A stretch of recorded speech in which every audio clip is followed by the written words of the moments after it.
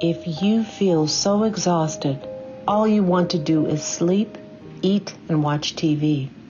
If you don't have enough energy to give to your partner and your children, much less to yourself, join Jeff as he lectures on energy leaks, drains, cords that can keep you from moving forward in the direction of your dreams. So without further delay, thank you, Jeff. We're going to talk tonight about energetic leaks and drains. And this is some of the stuff that can throw you off balance and cause you all kinds of difficulty. And so that's why that piece came up this week. Because you have infinite energy and you've got to be able to manifest it in your human state, in your human body. And you have something, if you're actually living this way, if you've tapped into the infinite, if you know that part of you, if you know that part of you as a human, and you have this balance, people want some of that. They'll see you in a crowd, they'll come up and talk to you, they'll chat you up, they'll smile at you, they'll start talking to you. They're complete strangers. That's one end of the spectrum. The other end of the spectrum is that they can energetically actually tap into your field. And I see that a lot with clients who have what I call inappropriate hooks and drains. That's one of the things I look for. And it can be extremely detrimental in somebody's field, especially if you have a lot of them, or certain types of them can be extremely detrimental. All right, so the number one indicator of energetic leaks and drains is a collapsed energy field. A normal energy field will extend 10, maybe 5 to 10 feet out from your body. A highly vibrating person, their energy field could extend, I've seen, as much as 50 feet from their body. So it depends upon how much consciousness you're holding, how high you're vibrating, how much of this you're modeling and practicing on a daily basis. Your energy field could be anywhere from 20 to 30, 40, 50 feet. But when you find a client with a collapsed energy field, that's most likely because there's an inappropriate hook or a leak or a drain. Now, I've also labeled this energy bonds because that's really how it manifests, is as energy bonds. And I've sub-labeled it as vampires. And I'm not talking about Bela Lugosi, and I'm not talking about horror movie vampires. I'm talking about there are legitimate and real energetic vampires. And I know you know them. I know you've met them. I know you've been around them. I know you've been in relationships with some of them. And this is indicative of you're in the room, or you're talking to this person, or you're in a relationship with this person, and the moment they leave or you leave that room, you feel better. That's because they literally have tapped into your field and have taken energy from you. Now, usually when this happens, the connection is on the back side of the field behind you. And that's because you're not paying attention to the back side of your field. This is true of attack, assault, aggression, persecution, curses, hexes, spells. Anytime that any of those are thrown at you, they're coming usually from the back side of the field. If they came at you from the front, you'd notice it. You'd be aware of it. You'd be paying attention to it, because you can energetically feel it because you're paying attention to what's out here. That's the human part of us. That's our nature. But you're not paying attention to the backside. And so that's why most of these hooks and drains and cords and what have you hook into the backside of the field.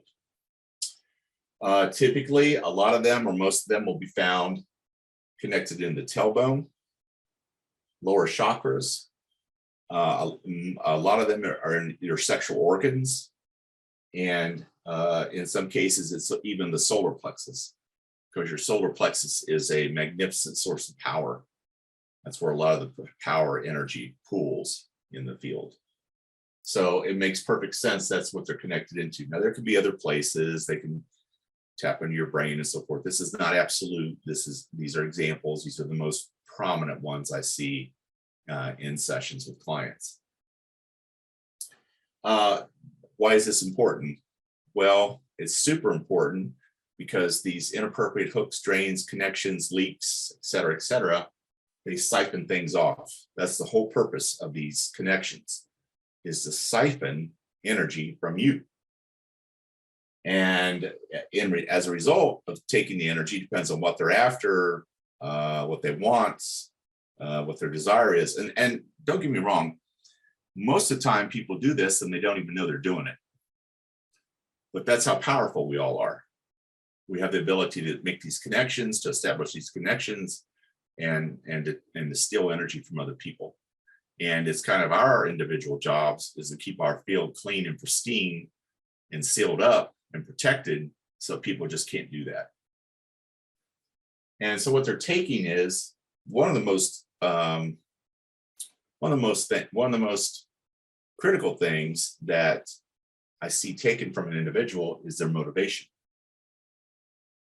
That's important.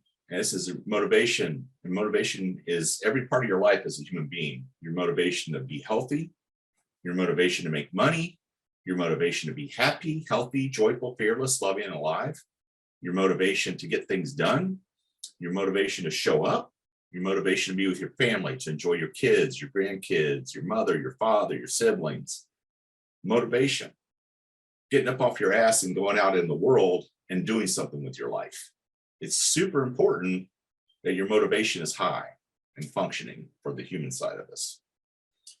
The other thing these connections and bonds take is your personal power, your own personal power, your thought about who you are, your ability to create, manifest, and draw things to you, your ability to draw things and create reality.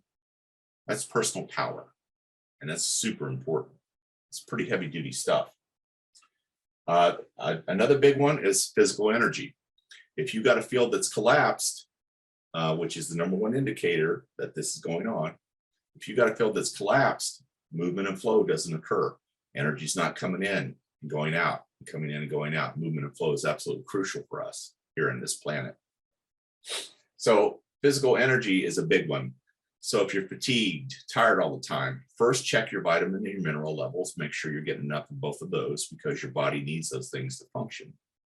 But the other way that your physical energy is depleted is through somebody siphoning off your energy. And what a lot of times what it will look like to me when I'm in session, it'll be like a 50-gallon drum and holes punched in the bottom of that 50-gallon drum, and gold light pouring out of the bottom of that drum.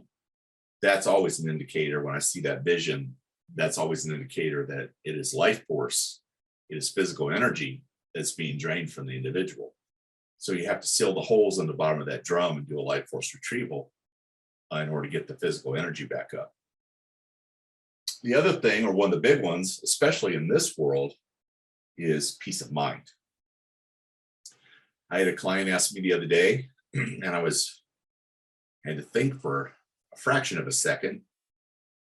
What's it supposed to feel like when you're just sitting there?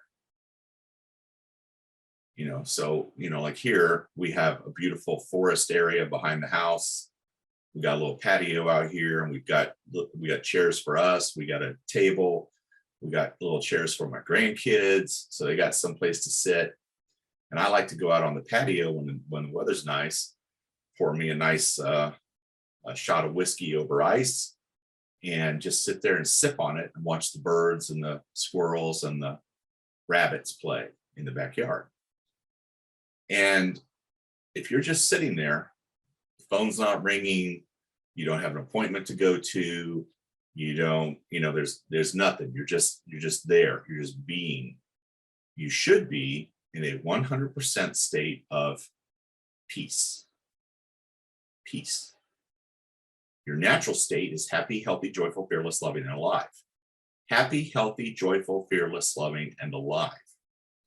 And when you've got nothing pressing on you and know where you've got to go, you should be able to sit and be at peace. Nothing in your head, not sitting there with your legs shaking. When I did personal growth seminars and I was on the staff of a lot of these seminars, you could tell the people in the room that were really in bad shape. I mean, seriously in bad shape. I will never forget there was one woman, there was always in these seminars, there was in the live stream seminar when I worked with Jim Quinn, there was one woman, she laid back in her chair and did this and laid her arms out to the side, just like she's flopping. And then sometimes she would go to sleep because she couldn't take what was going on. She couldn't take the energy of what was moving in the room, or her extremities would begin to move. Her arms would shake, her legs would shake, or even during the times when we weren't in a meditative state, she wouldn't stop moving. She couldn't stand still. That's not normal. That's not natural. That's not peace. And if you can't just be in a situation, you got issues. You got something you got to address. Your nervous system is overloaded. Your parasympathetic nervous system is too wound too tight. Your vagus nerve has got too much junk in it. On and on and on and on and on. Your energetic anatomy is not tuned appropriately. And your energetic anatomy is holding on to energy that it should be releasing. Remember, it's always coming in and going out, coming in, going out. So even if you're in a state of shock, panic, and trauma, eventually that'll go out. That'll move. So that's just something to watch for. If you can't sit still, if you can't sit on the back porch and watch a squirrel go up and attack the bird feeder and still be at a state of peace, there's something going on. There's a bigger issue. Okay, that's just a heads up. All right, so peace of mind, that's a big deal. And then of course, life force. Life force, you convert some life force into usable physical cellular energy. Life force, you also use it to draw things to you, create your reality, set your next goal. You use life force in conjunction with your motivation. You use life force in conjunction with your personal power. You use life force for your peace of mind. Okay, so it's really crucial. This is what gets siphoned off, are these things primarily. Now, usually these connections are two ways. So if somebody has taken the time, I say usually, probably 50%. I'm going to say 50-50, 50% of the time. So they'll attach into you and siphon your personal power, motivation, physical energy, et cetera, but then they might return the favor and establish a secondary channel and send something to you. And if they have it out for you, if they don't like you, if they, they may be an enemy or something that you're not aware of. It could also be an energetic component as well, where they're sending something to you. They're sending you their anxiety. They're sending you their depression. They're sending you their lack of self-esteem or whatever. So any of those things could also be because of these hooks and drains. Okay. All right, so let me talk about where could these be coming from. This is where it gets a little tricky. And we think in terms of 3D reality, but these can come from many places, right? These, when I track the connections back, they can be leading to another person, to a place, to a property, to a witness, to a location, to a space, to a time, to a dimension, to a universe, to a density, to a plane, to an alternate reality, to a matrix, to another being, to an entity, or a discordant influence. So it can come from anywhere. These inappropriate hooks and drains can come from all dimensions. So you can literally be sitting here in the third dimension of this earth and be hooked and drained by something in the 10th dimension, 9th dimension, 8th dimension. I don't know how many dimensions there are. I think they're almost infinite. But somebody, something, some power is sitting there sucking off your life force from another dimension, realm, or space or time. It can come from the future, right? So that's why you got to pay attention. If you can't achieve a peace of mind, it's probably something is being taken from you, and something maybe, probably, most likely is being sent to you. Okay. All right. Now here's the key. All attack, assault, persecution, spells, hexes, curses, etc. have an energy bond to the field. Why is that important? Well, You could have been cursed, hexed, or spelled in a past life. And when you came back into the matrix of this earth, you pick up where you left off. And this energy bond, this inappropriate hook, could literally be in a past, going back to a past life. So that's just something to watch out for. I just found it so unique that all attack, assault, persecution, spells, hexes, etc., have an energy bond to the field.